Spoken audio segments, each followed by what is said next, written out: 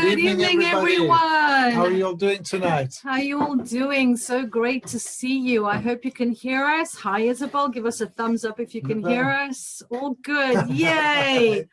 Hi. Hey, Gershom. Good to see you. How you all doing? Good. Wonderful.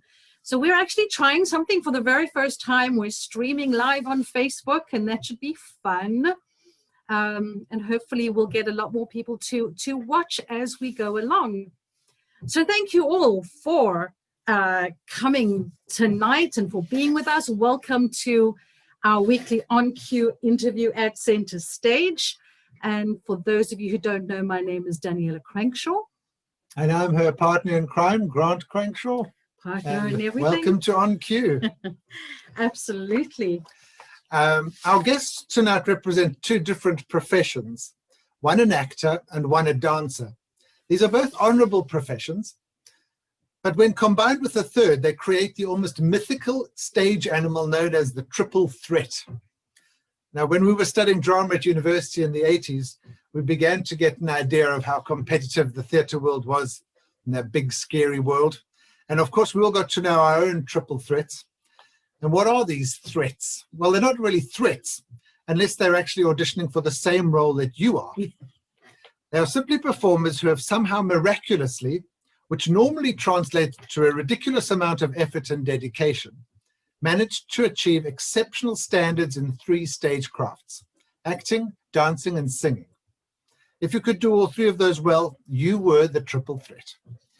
I'm not sure what you all think, but according to some theatre professionals, it's more important for an actor to be able to perform, to be able to act well, than if they dance well.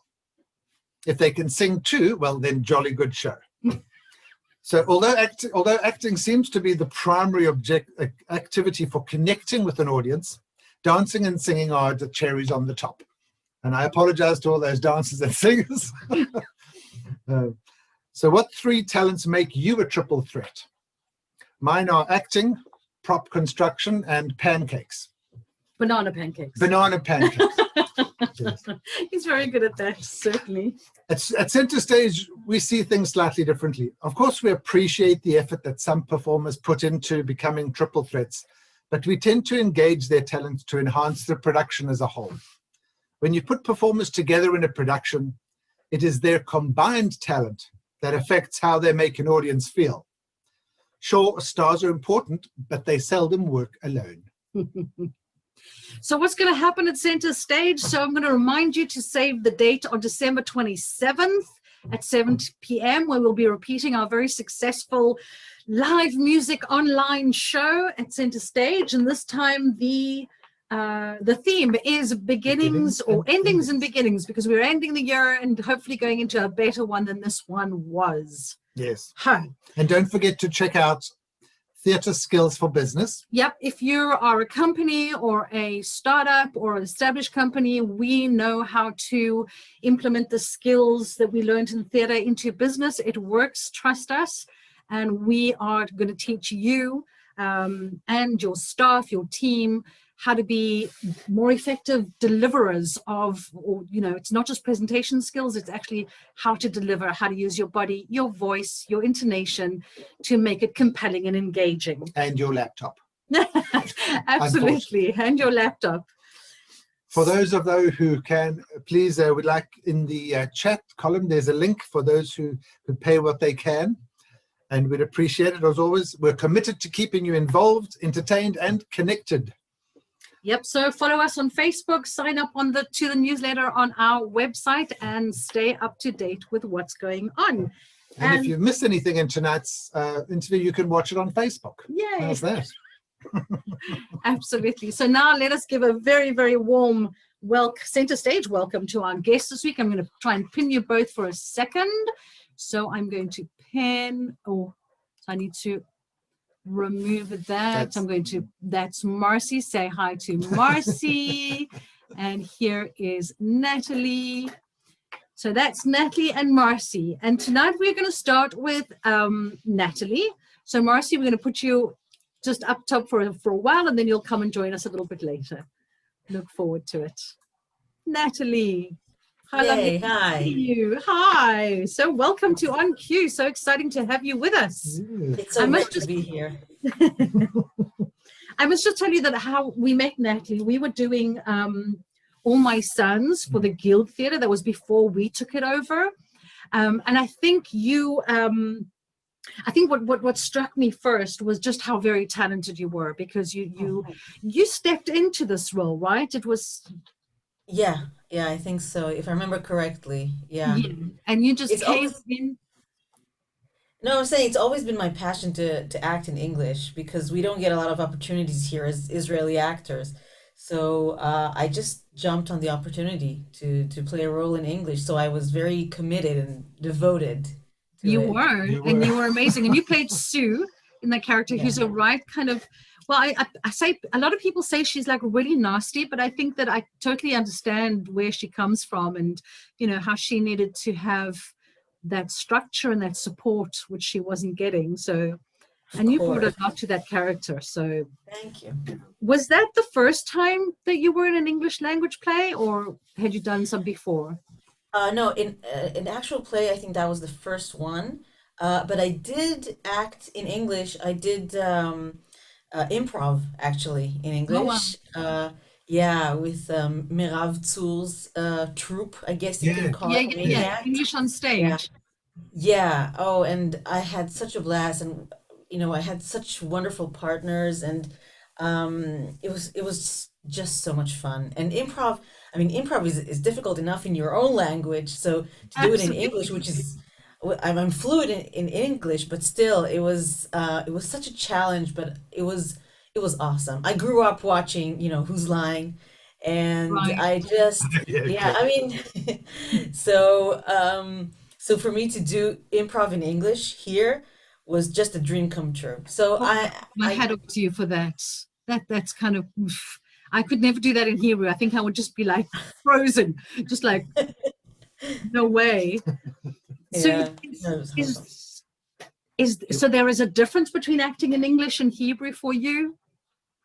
That's a really good question. I think actually in a way, I think English sounds better for Mm, me because again, like I mentioned before, I grew up watching a lot of American and British television and movies, right. as a lot of us did, I suppose. And so drama and text sound very natural to me in English.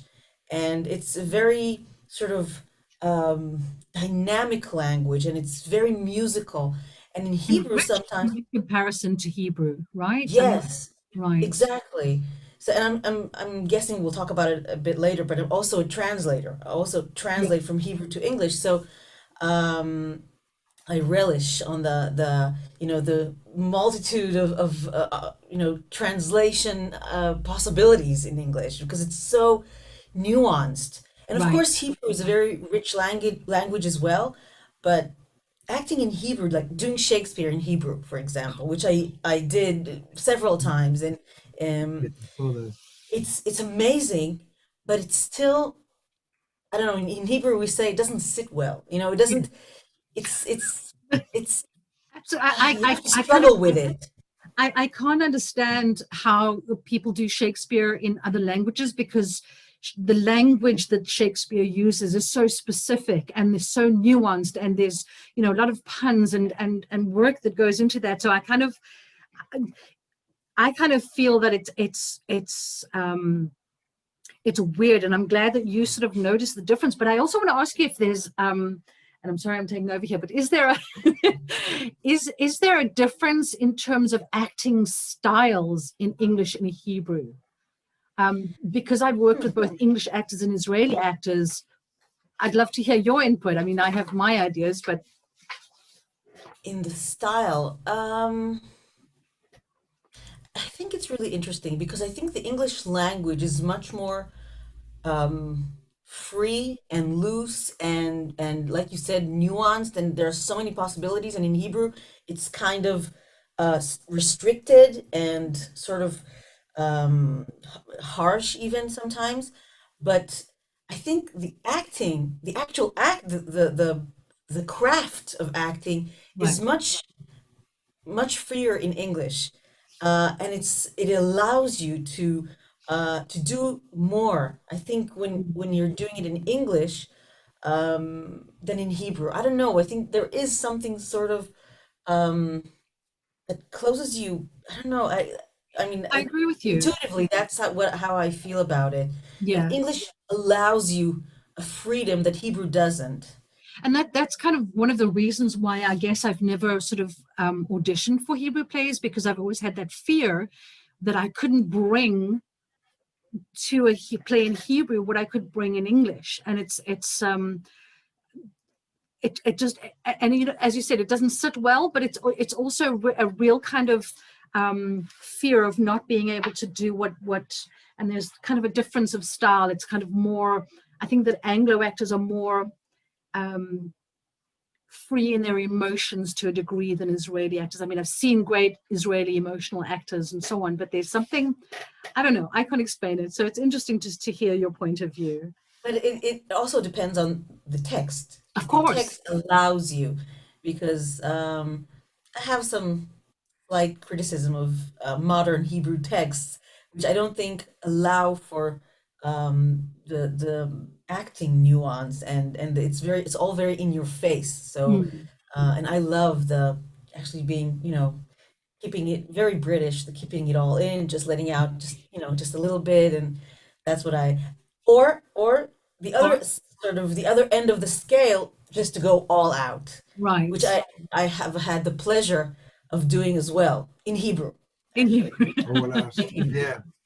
I love it. I love it. Now, You studied at Tel Aviv University? I but when did you did. actually know that you wanted to be an actor? I mean, this is the Yeah, question I have to yeah. ask everyone. It's kind of like, I think very early. It has to do with my own sort of biography.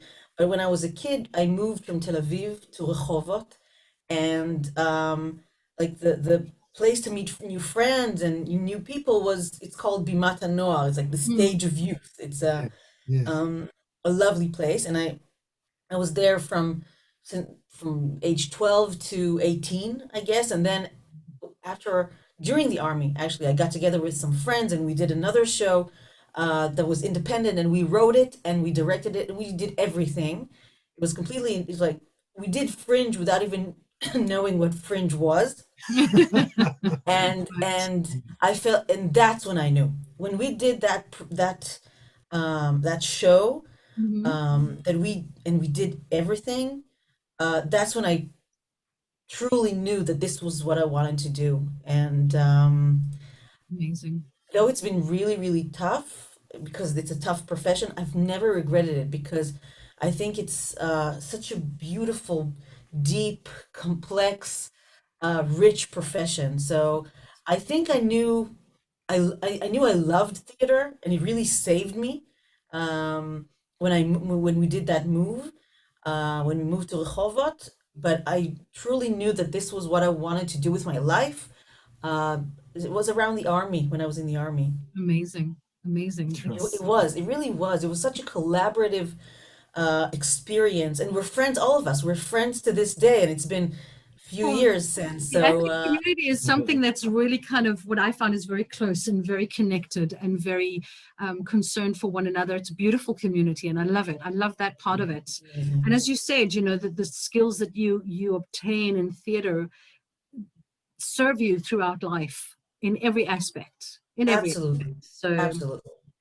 so I just You've gone on and done many shows, Natalie. We've got as Be Beautiful Cabaret at the Camry, Smiley, and This Is the Land at Tmuna, and The Spit at Tzavta. yeah, these were ones that are running still constantly, right?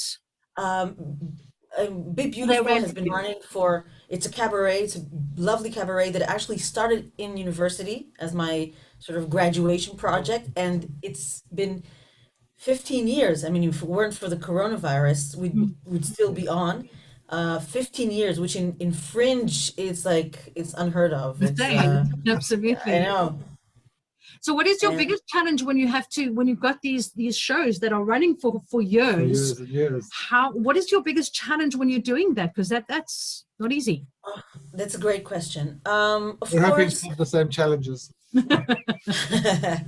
So, as exactly as I'm sure you know, and it's a bit of a cliche, but it's cliches are cliches because they're true. Um, it's keeping it fresh and doing the same show for 15 years. You know, how do you keep it fresh? And lucky for me, it's I get really nervous before that particular show, before Be Beautiful. I get really nervous because so much can go wrong because it's a cabaret and there's singing and dancing and everything has to be so precise and um, so nervousness or anxiousness makes it always fresh and you know we enter the hall the theater through the audience so Mm. just getting Okay. a glimpse of the audience before the show and Right. listening to the murmurs and even smelling them and watching them and going past them and oh excuse me so a little something small that keeps it then I know oh it's a fresh audience I have to be my best I have to and it's like a mission for us to do this show Mm. because it's a very feminist show it's about femininity and what's sort of what's changed um, in terms of expectations from women since the 50s, if Mm. at all.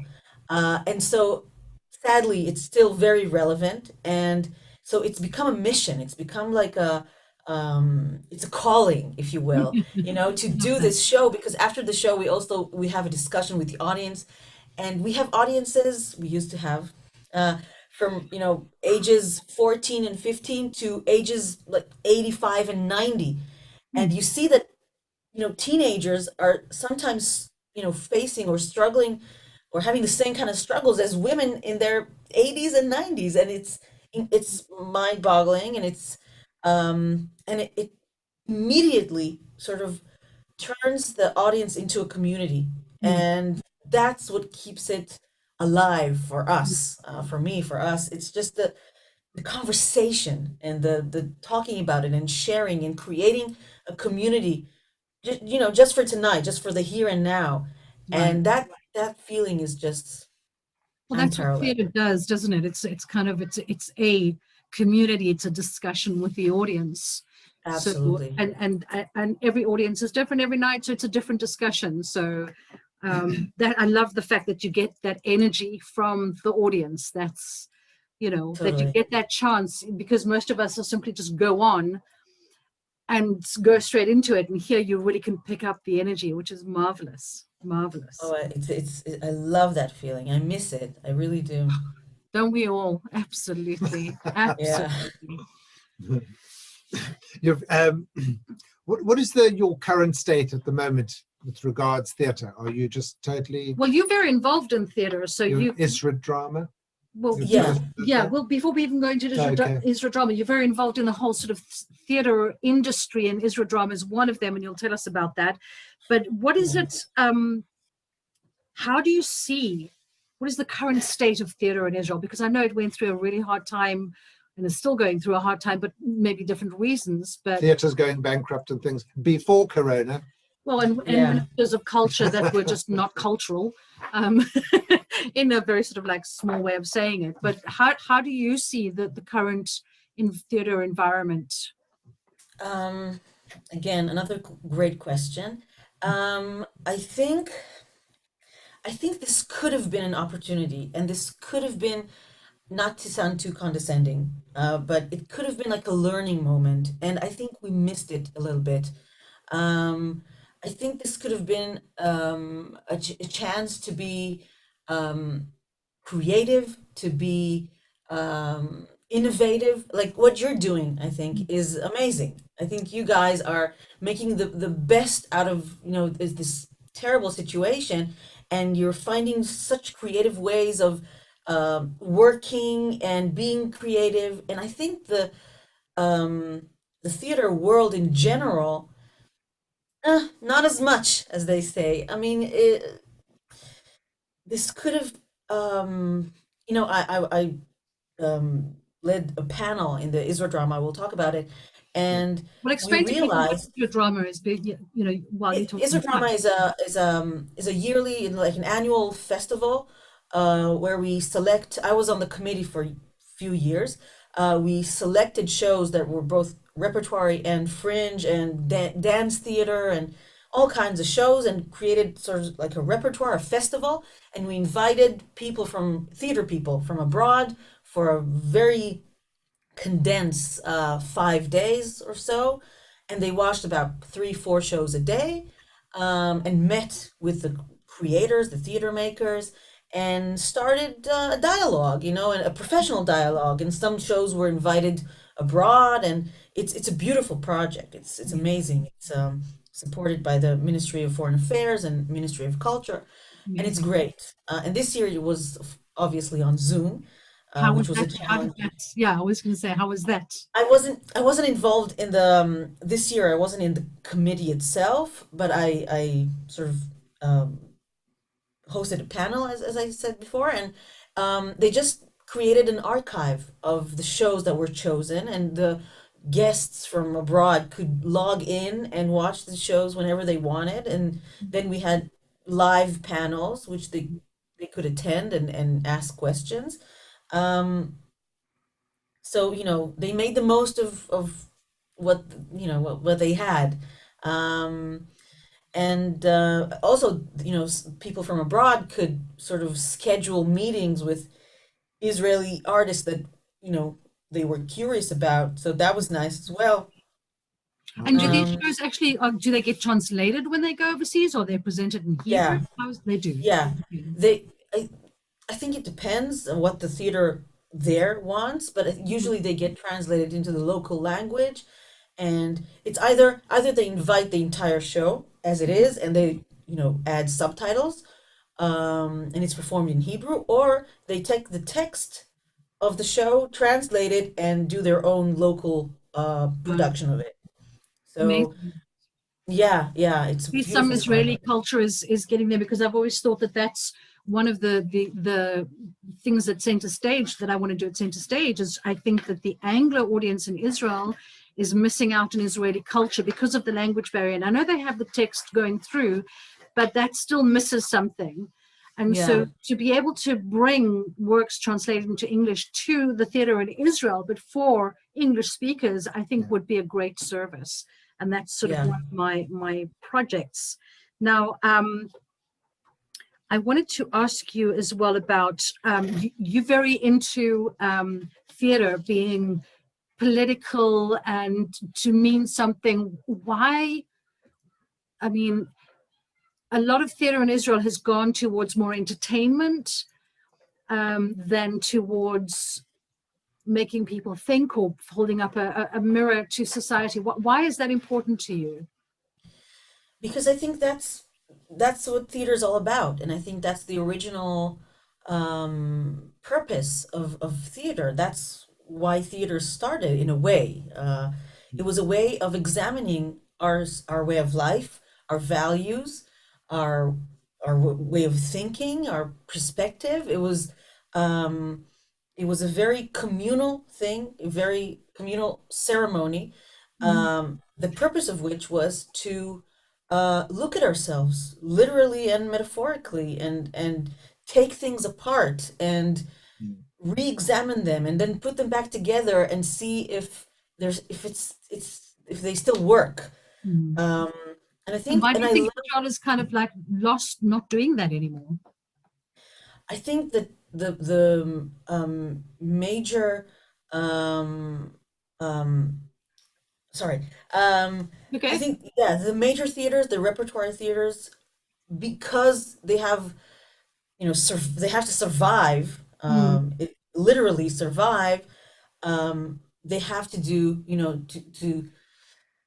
the whole common denominator sort of thing, right. and Yeah, do yeah. musicals and all that. And I get it, and I feel for them. I do. I have the luxury of not having, um, to I don't make theater to make money, and Mm, they have to make money.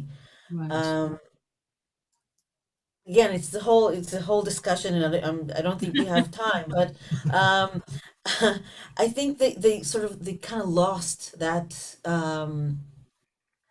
purpose, that calling, as I said before. And from time to time, there'll be like a one show that's incredible and that's amazing, and that actually does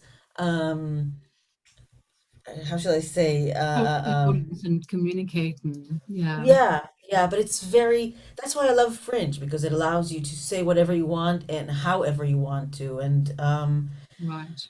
But do you And I think think the whole that's sort of division no, I'm in just Israel saying, as well? Sorry. no, I'm just want to say that I Yeah, think yeah, yeah. this time, this Corona time could be an opportunity for the big theaters to go back to the basics, and to, because there's not going to be any money anyway. So at least, let's use the situation to do real theater, real upsetting, challenging theater.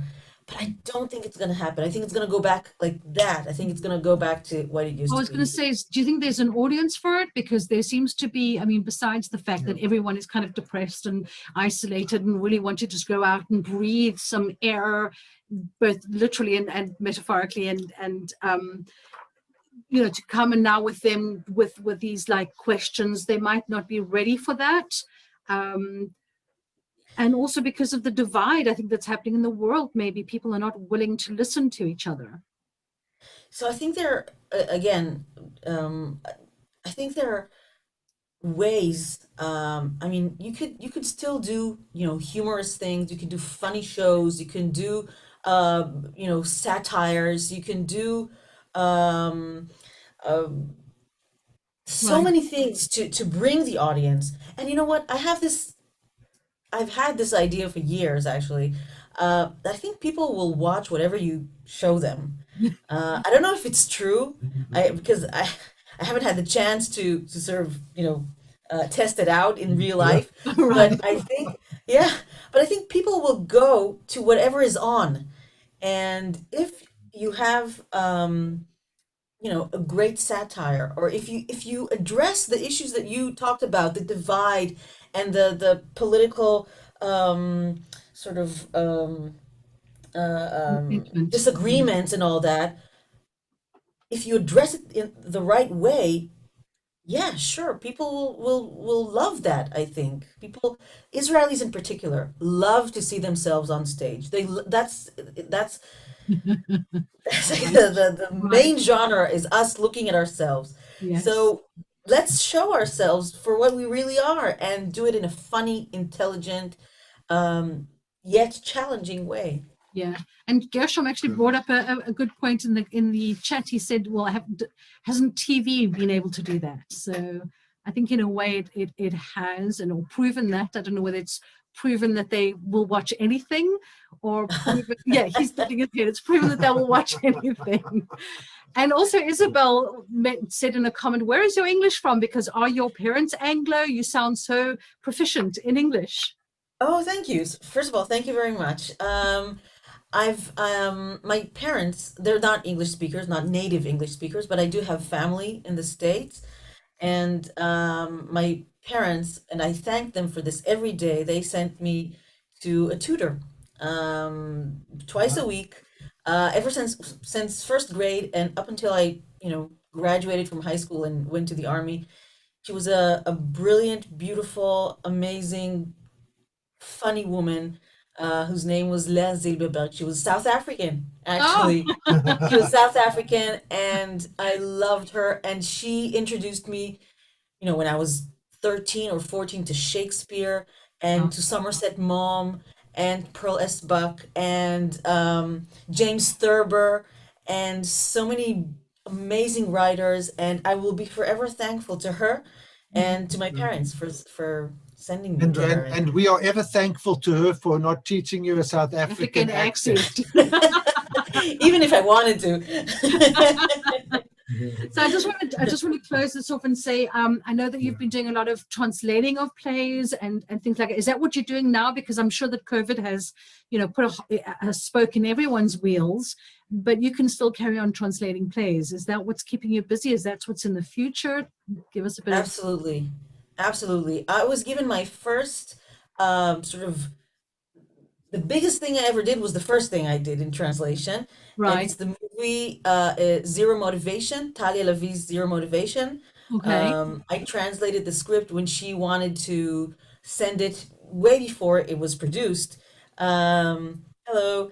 I translated for her, translated the script for her because when she went to Sundance to do a director's residency, and she sort of gave me my big break in translation. And since then, I've translated dozens of plays, including Kishon plays, because actually Flying Kishon's son saw the translation of Zero Motivation in Right. Tribeca, where she won. Actually, she won a prize there, and he really loved the translation, so he contacted me, and then I translated one of his father's Wow. plays, which was such a huge honor. And from then on, I translated other movie scripts and TV scripts, and this is how I sort of made a living during the coronavirus. That's my Amazing. major Well done. Well source of done. income. Well, Yeah. I know that things are happening in your life which are not theatre related, and that's going to take some of your time. But we hope to see you back very soon, even on stage, so we can just enjoy everything that you bring to it. So I want to thank you right now for speaking to us. It's time goes so quickly when we do these things, and I enjoy it so much. But hang around because we're going to bring you back. All Sure. right. Thank you so much, Dania. Thanks. Thank I'm you. still here. Good. So I am now going to bring in Marcie. Marcie. Let me bring you in. That's Hi, hey, Marcie. Marcie. Hi, how are you? I hope Good, you're not good. drinking all that stuff behind you and sort of like coming on. Well, why not? I'd say it It started. was the library or the bar. It was, well, Bar I'm is just good gonna, enough. I'm just going to catch everybody up. We had an interview with Kerem House that Marcie is involved with last week, and we were so intrigued with her work, we decided to get her onto On Cue. I Absolutely. don't think we've had a dancer before. No, You're our first dancer. Yes, and I think it's really good to, there you go, it's really good to have a variety. We've had a producer and a director and actors and comedians, so it's time for the dancer to take center stage, as it were. Absolutely, yeah. So welcome. When did you start dancing? I'm assuming at a young age. thank you so much. It is so nice to be here, and thank you for welcoming me into this community. I heard about y'all when we were talking last week on our interview, and Daniela and Grant were both just very warm and proud of this community that has come together around English language theater here, and it's tremendous to get to join you. Thanks. Thank you for that. So when did you put on your dancing shoes? So I put them on at the very beginning. I started dancing from the beginning. I'm also lucky and have parents who were very supportive of this, especially my mom's a dancer and my grandparents, both of her parents dancers. Oh wow, So so you put from a whole family of. And I took them off and switched to modern sometime around like 14 or 15, which So was. you started ballet first? I did. I started in ballet. Mm-hmm. My grandmother began in folk dance and then began some ballet. My grandfather was a gymnast who found more work opportunities in dance. Only when you're a gymnast is dance the profession that affords you real possible employment. Ironic, isn't it? So in Philadelphia at the time, that was the lucrative option. Amazing. The two of them then ran a dance studio that I didn't get to be a part of, but that lineage came down. Absolutely. They were supportive, and yeah, ballet, first just movement classes, ballet, and then right as ballet and I were headed for a clear breakup, I landed by chance at a modern dance festival that was coming through the town I grew up in, and that's when it all clicked, and I found my place, and that stays my place. It's tremendous to have this language of ballet to go back to sometimes. But I think that ballet training that you had obviously gave you a very solid foundation into the modern dance, because it still requires that discipline that you probably learned in ballet. For sure. I have a question. Is dance the equivalent in dance is ballet in dance the same as Shakespeare is in theater? Maybe somewhat. I have to think about, so first tell me what Shakespeare in theater is to you. Well, to me, it's sort of the pinnacle of theater. It's sort of where all the basic building blocks can be found, and where you have to be really, really good really to do have it. to work hard. You to have get to understand it. Yeah, and to make it work. Yeah. Yeah, I think so. I think it gives a tremendous place to work from and also to resist against sometimes. Sometimes I think it's helpful to have a sense of what I want to be, what I don't want to be, and what I want to, it's easier to learn release technique. Right. If you've come from a place where you know what it is to do the opposite. if you're starting from a sort of middle space of what is this, it's much harder to grasp than that thing you're doing, opposite. Oh. Right. Yeah. Right. Yeah. Okay. It's like so it's a tremendous reference point. I think it's almost like acting when you say, I'd rather actors gave too much so that I can pull it back than have to pull out of the actor. So I totally get your reference there completely. Now, but what was it about dance that really captivated you? I mean, we can understand it from sort of acting or directing point of view. What is it about dance specifically? I think it's funny. Some of the clearest things to me are the hardest to explain. Like, why did I move to Israel? Why is dance? Because it's that space you walk into and feel everything light up and everything feel at home, and you feel constantly excited by it. I think that question that came up with Natalie about keeping things fresh, right? The ritual of it, the process of going into a studio and beginning class, and everything around that always feels like home. And I was thinking so much as we were talking about the sort of gift that dance is this gateway instantly into communities anywhere in the world without a language barrier. Right. So you can step into a studio anywhere, and especially, and this is where ballet comes back, modern classes are a free-for-all. You have no idea what's about to happen when you go into that studio. That's like improv classes. Okay. You might start on the floor, you might start against the wall, you might start upside down. There's no knowing. Ballet, I feel it has a recipe, and it's going to follow that, and the language is going to be French, and the vocabulary for the movements is, you're going to get your corrections and your notes in another language, but am I going to basically be able to function here? Very much. Right. That's fascinating. I love that. And that I adore. I adore that ability to be able to drop into a space anywhere and feel familiar and at home in it. And just the process of people coming in, and if it's a new space, letting everybody else fill the floor first and find out what are their usual spaces, what's still open, where can I go?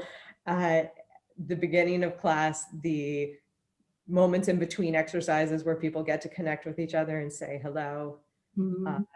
So I think dance for me, it's all of it. It's been connection with some of the people I most enjoy having in my life.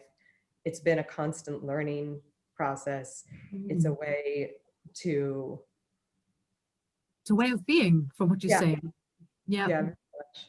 That's amazing. I love that whole notion of it's home and really sort of being there. We can certainly, but now dancing as a career, I think is really challenging, even potentially more so than sort of acting. Yeah. Although less than gymnasts, obviously, from what you told us. But there's a lot of issues that are surrounding dance, especially for women. Things like body image issues and confidence issues. How do you cope with all of that? I think a couple of things. One thing that I've started to realize in the last few years, I think has very much helped me. I grew up very much around my dad's medical practice. My dad's a physician, and the gift of health and a body that does most of what I want it to do for me has never been lost on me. Yeah. And so on the one hand, I was in studios where for sure all the time there is everything you just talked about.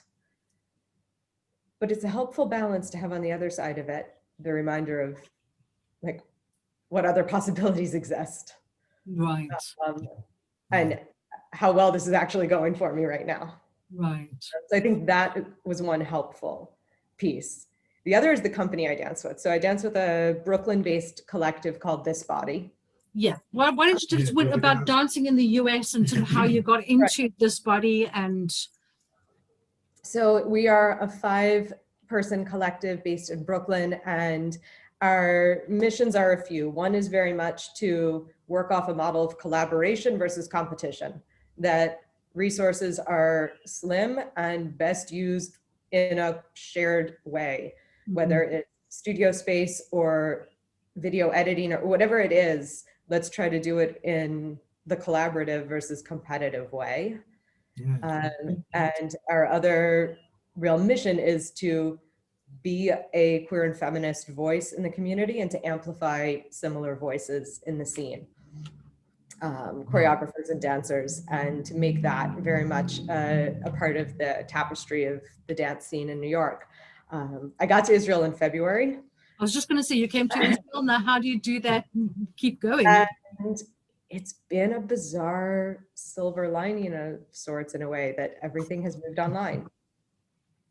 And so I keep dancing with this group. It's a related answer to like dealing with the all of the questions you brought up about body image and all of that, to dance with a group that embraces the gift that is diversity in every way, and makes a point of incorporating, working with, speaking to, exploring, all of that. I think it's an empowering space to be in. It's a space that gives people an opportunity to see and think differently about what they expect to see when they come to a stage or a screen now. How do you hold rehearsals? Because we were talking about this in the interviews, that when we tried our live music online event, we suddenly realized that there was a lag in Zoom, because we were doing most of rehearsals on Zoom. Oh yeah. And we could not, in terms of music, there was just how. So as a dancer, how do you do that? How do you handle the lag? Right. First of all, only work with people who have a good sense of humor during this time. Ideally in life in general, but definitely now, like prerequisite. I will always be the one who is a count behind. That's given. Because that lag is real. No, so we began. So I think there's been a sort of evolution, right? As everything began in the early spring, the first thought was just like, okay, today's Tuesday, I got to go to class and I can't go to class. So what do we do about that? So the first thought process were very immediate, and starting to give and take class online, starting to figure out all the technicalities of that. And do you take the classes that you're used to taking? Do you find yourself now able to jump into a class in the middle of a city that you've never would have otherwise? All that. And then I think also for us rehearsal wise, the first thought was just keep up with class, keep moving and keep engaged. And then the thinking became a little more long-term. What were the projects that we were in the midst of, and how do we want to keep working on them now? And then it shifted to what are our new projects?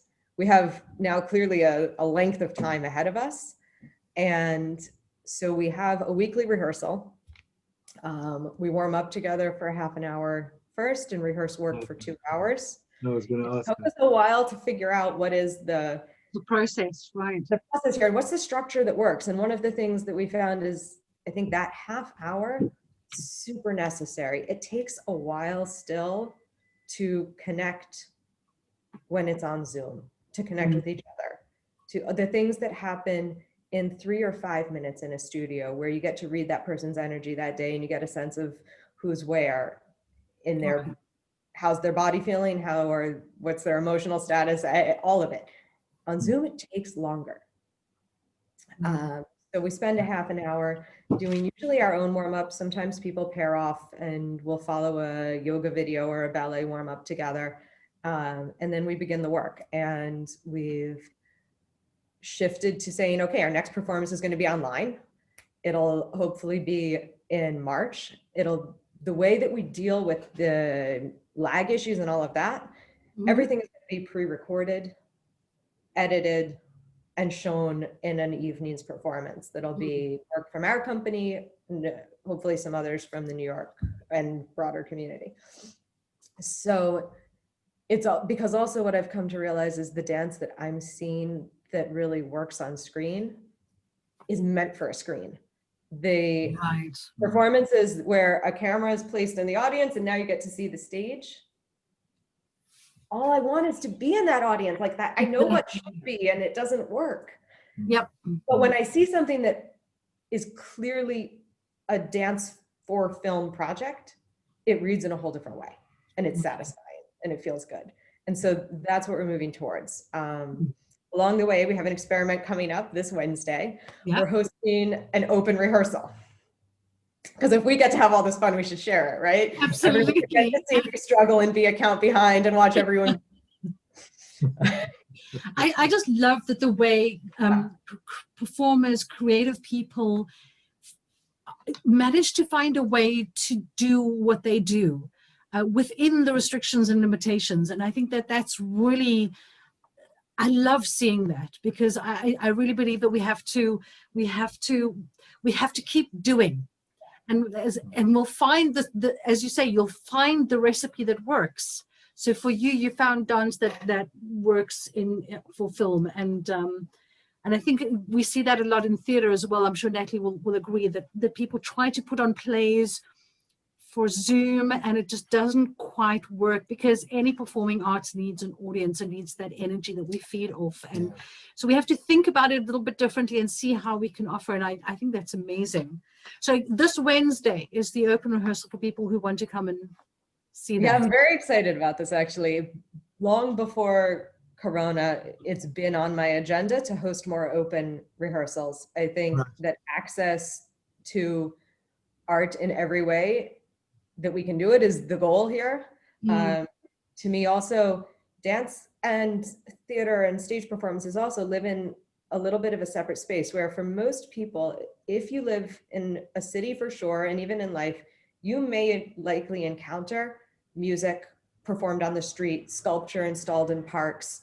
These you might get to an evening of it if it's a free open museum time. The barriers of access and entry are lower for music, for painting, for sculpture, for these things. For anything that happens behind a ticket entry paid door on a stage, people don't get that opportunity the same way. And the ones who do intend to. And so making dance visible and accessible. And so open rehearsals, and I think also giving people the chance to see some of the process and absolutely. And giving us, like you were talking about the energy of feeding off of an audience. That to me was one of my big aha moments when I got to university and for the first time was giving performances multiple nights in a row. Because until then, you probably did like a matinee and an evening and maybe the next day, and that was it. And the amount of time that you had to process what it was like, the feedback that you got from the audience, and to make your adaptations wasn't there. And like the whole process got different when I got to a place where you could repeat performances, grow, develop work. And so for us, open rehearsals, to me, that it's a real priority. And I think also there's something to be said now for like everybody struggling with what it means to run stuff over Zoom. So if Absolutely. we've been the guinea pigs all along, come watch us. So this is Adrian actually asked if you could share the link for that open rehearsal that in the chat. That would be really great. I think people would really enjoy that. I think Grant always had the idea of opening up the theatre for dress. I mean, they do live dress rehearsals to invited audiences and things like that. Also to like the rehearsal process, It was more, which is not that polished. Yeah, it was more of out of a desperate need to find rehearsal space. And I thought, well, if we have a bunch of actors on a stage and you can come and drink coffee and have dinner and watch them rehearsing the show. Right. I'm putting right now, I'm saying, sorry. Yeah, and Gershon was asking us to put it on the Facebook page, and we will definitely do that as well. So I wanted to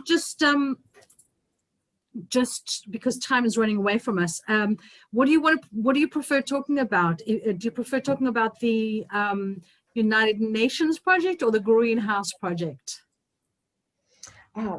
Let's see, there are two projects that I work with that follow a similar theme, which is my side life, because turns out dance isn't always the slam dunk career choice. And also because I think I grew up in New London, Connecticut. It's a medium to small Jewish community. I grew up feeling very connected to Israel, and at some point knowing this is the place where I would very much like to be. But I think one of the small community lessons is, if you care about it, you better be organizing it, you better be making it happen. Like that. And so I ended up I went to school for nonprofit management and Jewish history, work in the Jewish community, and connection between Americans, Israelis, other international communities has been the thrust of my other work. I was starting to partner up with the Greenhouse here at Kibbutz Ein Shemer. It's an experimental greenhouse. It runs like a school for high school age students, hydroponics and algae filtration systems and everything about how are we going to farm in the future. We partnered up with schools and summer camps in the States, shared curriculum, shared faculty, did all the things that you could do when plane travel was a thing. Absolutely, and we had education that wasn't school. Right. Very nice. Amazing. In that space, we are just starting to shift to how to do things online more. But as I was talking about this opportunity now to put students in classrooms together online, the Model UN project is the one that sort of came forward as most ready to do that. And so I work now with a project called International Online Model United Nations. Model UN is an international program where students role play as if they are at the United Nations. They discuss resolutions. It's an opportunity to learn diplomacy, to learn debate, public speaking, to learn about the world, to find out what it is to try to collaborate around solutions. Love that. So we run programming online, conferences, classes, workshops, and so far in mostly Israel, somewhat in Europe and other spaces. And my work is making it part of the US as well. I love it. Oh, I love it. wow. Amazing. I'm loving the two ladies that we have here. I'm going to bring Natalie back now for us for Thanks, Marcie. our 10 questions. So we have Natalie back with us. And the 10 questions are like this. They're based on the Bernard Pivot, Marcel Proust kind of questionnaire. They're not the same questions that you will hear from James Lipton and those kinds, but they're 10 questions. Give a very short answer, the first thing that comes into your head, okay? So my favorite swear word is fuck. I just want to say that. I love that. My autocorrect now suggests fuck. When I misspell something else, it thinks that's what I'm trying for. I love it. My favorite word is fuck. Forget swear word. Yeah. All right, let's do this. Grant, do you want to ask the first question and to whom? Yes, You both can answer every single question, so prepare yourself. Okay, go. So first question.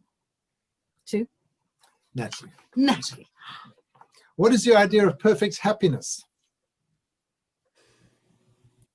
My boyfriend and this baby that's coming. Oh, I love it. I love it. Marcie, how about you? So I was in Mitzveh Ramon this morning, last night, and wow, desert, big nature. That's my happiness. Wow. Like an ocean, a mountain, a desert, big nature. Nature. Agreed. Okay. Agreed. So, Marcie, what is your least favorite word?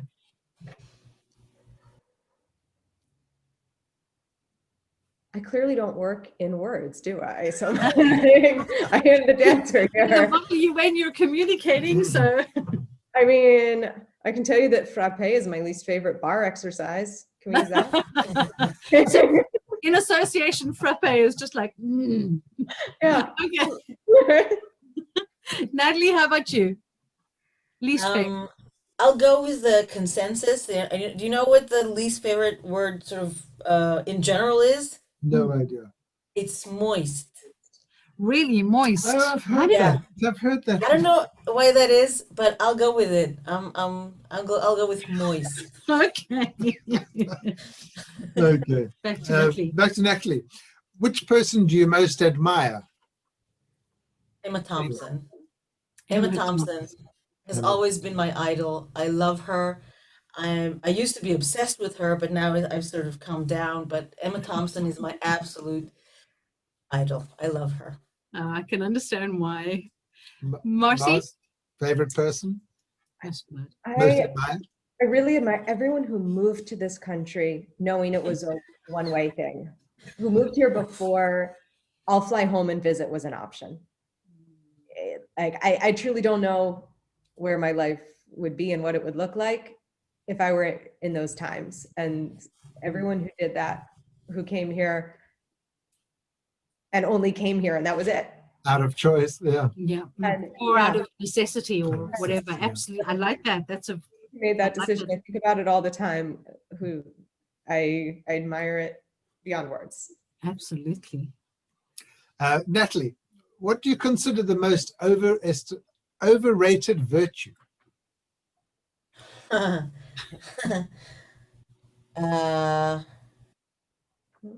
Wow. Huh. That's a really difficult question. Overrated virtue. I think, and forgive me if this pushes any buttons, but anything to do with like religion or being like pious or being Yeah. something that has to do with faith. Righteous. Not my cup of tea. Yeah. Okay. I Fair think it's enough. overrated. Marcie? Huh.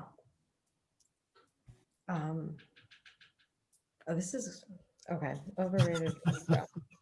That's a tough one, right, Marcie? It is a tough one. Yeah. It is. We'll We were let much you. easier- when Danielle and Grant were on our show, we were so much easier on them. I'm not. And I can tell everyone, just don't go on there. They ask the toughest question. We'll let you go on that. That's okay. Well, I'll ask you the next one then. Marcie, on what occasion do you lie? Oh, okay. When I know that there was a better thing to be doing with my time and I spent it otherwise. Okay. when Fair enough. my self-discipline has failed and I went and did that, whatever it was that I wanted to do. And I like that. Natalie, what about you? I think when I want to spare someone's feelings, so I'd Like rather that. lie than just, not always, by the way, but it depends on who the person is. But There's some people you just tell them the truth and go. I just tell them just Absolutely. I like that. Go for it, Grant. Next question. What natural gift would you most like to possess That you don't have. that you don't have? And we'll start with Natalie. Oh, I want to say. I think Sorry, something that. stop, I heard Marcie. Oh, you go. Go for it, Marcie. It's okay. Yeah, go for it, Marcie. It was simple. Sing. I would love to be able to sing. Yeah. Okay. So actually this is there's a connection here because I would love to be able to dance, like to be agile, to be flexible. I'm very, I would like to have what Marcie has naturally. That's what I would love to have. Okay. Or I not, maybe she's worked very hard, for it. So maybe not naturally, but you know what I mean. Yes, yeah. we do. We do. Naturally, 25 years of ballet. Automatic. So much for that 25. That was Natalie, what is your most treasured possession? Ooh. Mm-mm-mm. Treasured possession.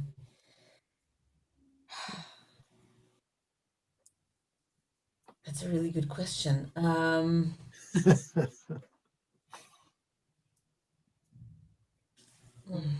I guess photo albums, my family's photo albums that are just, filled with memories and remind me, where I come from and who my favorite people in the world are. That's I a think beautiful that's- answer. Very good. Oh. Very good. Very nice. Marcie? I was thinking also about photo albums, and I'll add to it also some old dishes and silverware settings from family that I can feel it, right? You can feel the people who sat around the meals and Yes. feel that connection in life through them. Those. I like that. Yeah. Yep. Good answers, There's guys. there's spirits that come through things as well. We have to. Okay, go for it. Which words or phrases do you most overuse? Marcie. Fuck. I like that. That's a good one, Natalie. That came so. Okay, Marcie. So the good part about living with flatmates is you get to learn exactly this kind of thing. Tremendous. Tremendous. I Tremendous. wouldn't have known that a few days ago, but apparently that's my word. Oh, okay. Well, listen, it could have been worse. It could be fuck. Stop. I'm kidding. What, Marcie, do you value most in your friends?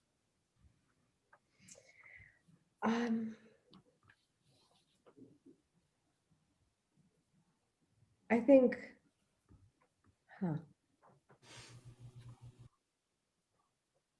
probably warmth, probably like openness and availability in all the ways.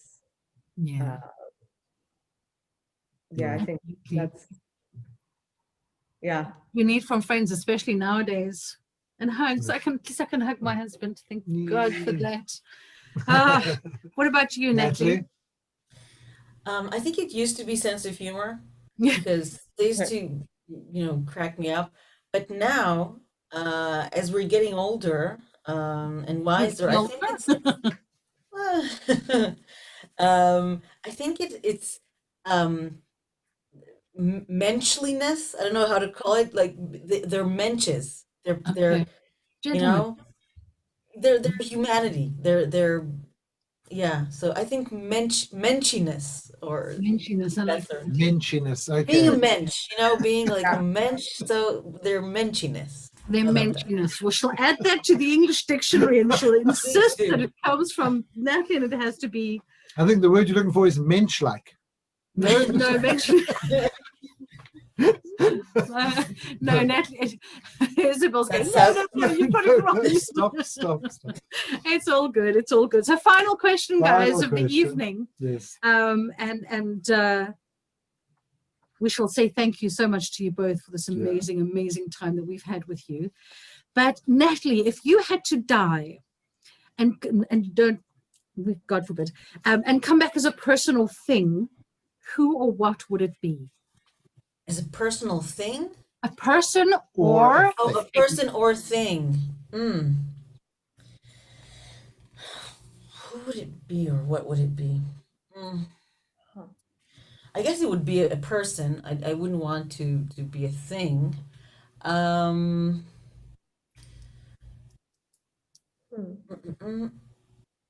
mean, I guess I'd love to be some sort of scientist. I know it's because I'm such a, I'm so in theater and arts and I love that. I'm very thankful for that. But there is some sort of attraction to being a, to to doing something that actually, useful and actually helps people. I beg to differ.